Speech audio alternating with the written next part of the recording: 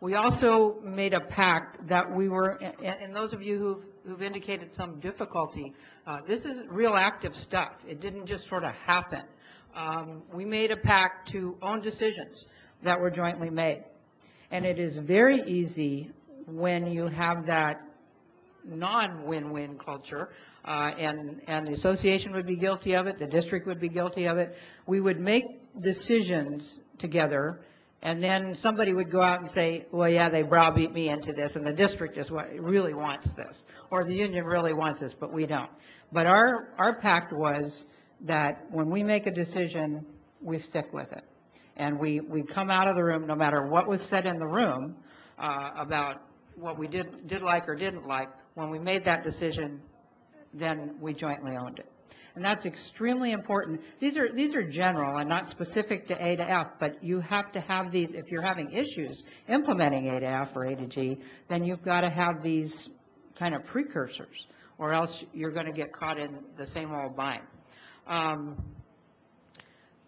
We had acknowledgement on both sides that the teachers do want students to achieve at a higher level, and that both parties have the responsibility to take the fear out of it.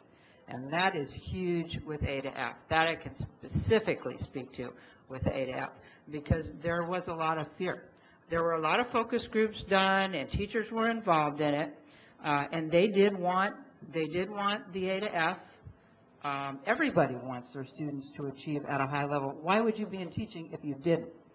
But the fear of it is that if they do not succeed, you are going to be blamed.